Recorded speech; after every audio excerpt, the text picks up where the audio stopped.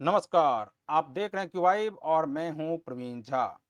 बात आज दिल्ली दंगे की करेंगे और 2020 में जो दंगा हुआ था उस दौरान आईबी अधिकारी अंकित शर्मा की हत्या कर दी गई थी और उस मामले में कुल 11 आरोपियों में से 6 को तो 13 जुलाई को बरी कर दिया गया था, लेकिन बाकी जो 5 और आरोपी हैं उनको आज जो है वो उम्र कैद की सजा सुनाई गई है।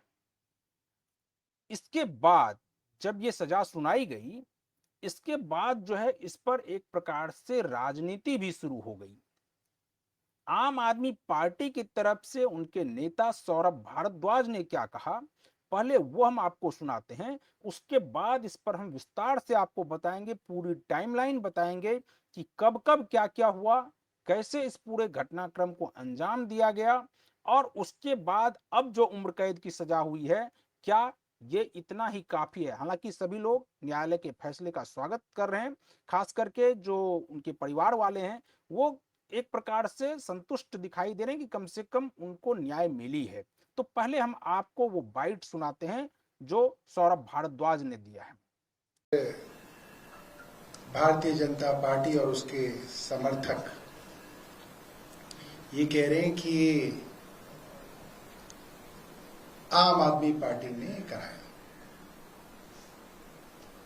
मैं पहले तो बड़ी साफ बात कर देता हूं और इसके लिए मुझे लगता है कि इसका एविडेंस हर जगह मौजूद है कि जैसे ही इस तरह का आरोप ताहिर हुसैन पे लगा, आम आदमी पार्टी ने उसको तुरंत एक्सपेल किया, पार्टी से निकाल दिया। और ऐसे दर्जनों उदाहरण हैं कि जघन्य से जघन्य अपराधों में, चाहे स्वामी नित्यानंद थे, वो चिन्मयानंद थे, नित्यानंदी थे, कुलदीप सेंगर हों या ब्रिजभूषण सिंह हों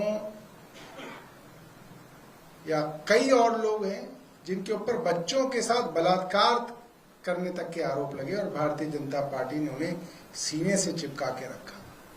भारतीय जनता पार्टी ने उनके लिए तिरंगा यात्राएं निकाली। बल्कि मैं तो ये कहूंगा, ताहिर हुसैन आदमी तो भारतीय जनता पार्टी का ही था। आज तक अगर दिल्ली में दंगे हुए और किसी को राजनीतिक फायदा हुआ है दंगों का, तो सिर्फ और सिर्फ भारतीय जनता पार्टी को दंगों का फायदा हुआ है।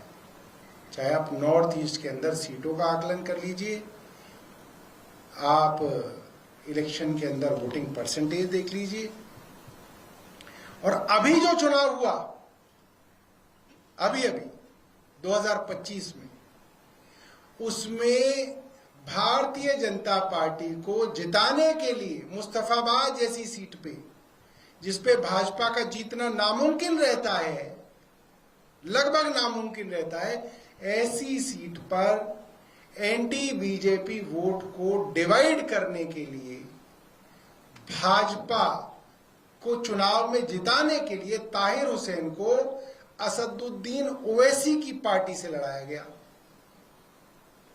25 पुलिस वाले रोज ताहिर हुसैन को अपने साथ चुनाव प्रचार के लिए लेके आते थे, कोई परमिशन नहीं ली जाती थी। तो सुना आपने कि ये सौरभ भारद्वाज कह रहे थे कि जो ताहिर हुसैन है वो तो भारतीय जनता पार्टी का ही आदमी था।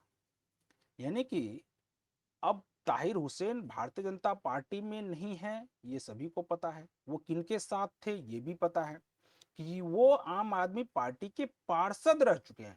भले ही आपने कहा कि उसके बाद उनको सस्पेंड कर दिया गया, बाहर कर दिया गया पार्टी से, और आपने ये आरोप लगाया कि 2025 में जब दिल्ली का चुनाव हो रहा था विधानसभा का, तो उस दौरान जो है वो भारतीय जनता पार्टी को इसका फायदा पहुंचाने के लिए कि मुस्तफाबाद में भारतीय जनता पार्टी के कैंडिडेट जीते, इसके लिए उनको पेरोल देकर उनको चुनाव लड़वाया गया और वो चुनाव जो है वो असदुद्दीन ओवैसी की पार्टी से लड़वाया गया। यानी असदुद्दीन ओवैसी को भी मैनेज करके वहां पर भारतीय जनता पार्टी ने उम्मीदवार उतरवा दिया। अब कमाल है कि वो आपकी पार्टी में थे, असदुद्दीन ओवैसी की पार्टी में गए और आप सीधे सीधे इल्जाम जो है वो भारतीय जनता पार्टी के ऊपर लगा रहे हैं और ये भी कह रहे हैं कि दिल्ली दंगों का अगर किसी को सबसे ज्यादा फायदा हुआ तो वो भारतीय जनता पार्टी को हुआ। इस पर अभी भी राजनीति हो रही है। अब कमाल बात यह है कि दंगों में किसको फायदा और किसको नुकसान हुआ, इस पर तो सौरभ भारद्वाज बोल रहे हैं, लेकिन सौरभ भारद्वाज अंकित शर्मा की जो हत्या हुई या उनके परिवार वालों को न्याय मिली या नहीं मिली, इस पर कुछ नहीं बोल रहे हैं, क्योंकि इससे उनको ये लग रहा है, ये डर सता रहा है कि अगर वो इस पर कुछ बोलते हैं तो उनका जो वोट बैंक है वो कहीं खिसक ना जाए, वो कहीं शिफ्ट होकर कांग्रेस में ना चला जाए। क्योंकि अभी इनका दावा है एक प्रकार से कि मुसलमानों का वोट आम आदमी पार्टी को मिलता है और मिलता भी है। दिल्ली में जरूर आम आदमी पार्टी को मुसलमानों का वोट मिलता है और इसीलिए ये गोल गोल जलेबी घुमा रहे हैं। यानी सीधे सीधे अंकित शर्मा के परिवार वालों के लिए इनके मुंह में कोई लफ्ज नहीं है, जुबान पे कोई बात नहीं आ रही है, लेकिन ये बीजेपी से उनका नाता जरूर जोड़ दे रहे हैं। खैर, ये राजनीति करेंगे ही, इन लोगों का काम ही है राजनीति करना। हम आपको वो टाइमलाइन अब दिखाते हैं कि आखिर इस पूरे घटनाक्रम को कैसे अंजाम दिया गया, कब कब क्या क्या हुआ। बात है 2019 की। 11 दिसंबर को नागरिकता संशोधन कानून यानी सीएए संसद से पास हुआ। दिसंबर 2019 से फरवरी 2020 तक सीएए के समर्थन और विरोध में देश भर में प्रदर्शन हुए। 23 फरवरी 2020 को उत्तर पूर्वी दिल्ली में सीएए के समर्थकों और विरोधियों के बीच हिंसा शुरू हुई। 23 से 26 फरवरी दिल्ली दंगों में 53 लोगों की मौत हुई और 250 से ज्यादा लोग घायल हुए। 25 फरवरी को यानी 25 फरवरी 2020 यही वो दिन है जिस दिन आईबी अधिकारी अंकित शर्मा अपने घर से बाहर निकले और उसके बाद लापता हो गए। 26 फरवरी 2020 को खजूरी खास नाले से उनका शव मिला। शरीर पर 51 जगह चोटों के निशान थे। 26 फरवरी 2020 को ही पिता की शिकायत पर ताहिर हुसैन समेत अन्य के खिलाफ हत्या का केस दर्ज हुआ। 5 मार्च 2020 को दिल्ली पुलिस ने ताहिर हुसैन को गिरफ्तार किया। 3 जून 2020 को पुलिस ने हत्या समेत कई धाराओं में चार्जशीट दाखिल की। अब बात 2025 की आती है। 29 जनवरी 2025, जिसका जिक्र की अभी सौरभ भारद्वाज कर रहे थे। ताहिर कस्टडी से पेरोल पर बाहर आए और एआईएमआईएम से मुस्तफाबाद सीट पर चुनाव लड़ा। इसी को लेकर वो ये कह रहे हैं कि क्योंकि जो ताहिर हुसैन है वो इतना वोट काट ले गए कि वहां पर भारतीय जनता पार्टी के उम्मीदवार जीत गए।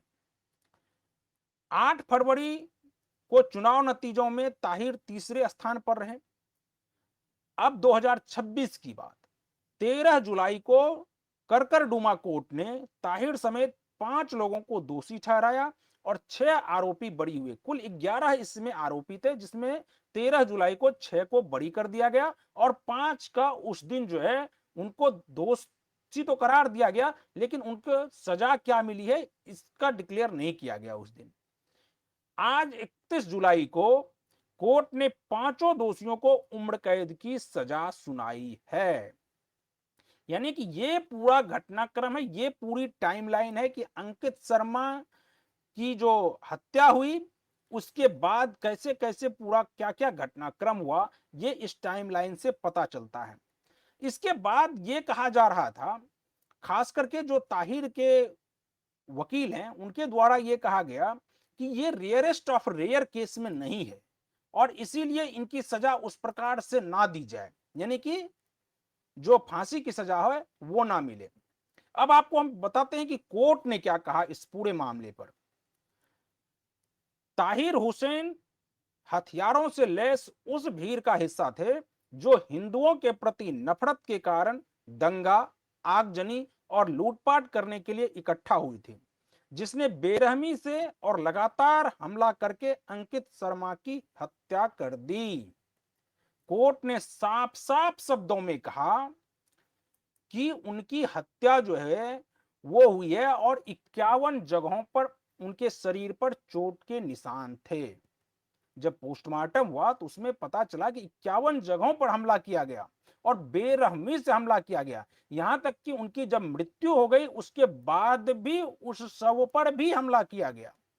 आप समझ सकते हैं कि किस प्रकार से, कितना विभत्स तरीके से अंकित शर्मा की हत्या हुई।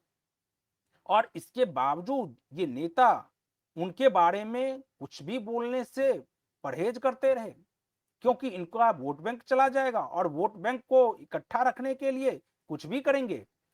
आप सीधे तौर पर कह सकते थे कि हाँ, अगर ताहिर हुसैन जो है वो अगर दोषी है तो उसको तो पार्टी ने पहले ही निकाल दिया, और अगर दोषी कोई भी हो, चाहे वो हिंदू हो चाहे मुसलमान हो, अगर कोई दंगा में शामिल है और वो हत्या का आरोपी है तो उसको फांसी की सजा मिले। ये बोलने में आपकी जुबान क्यों कांप रहे थे?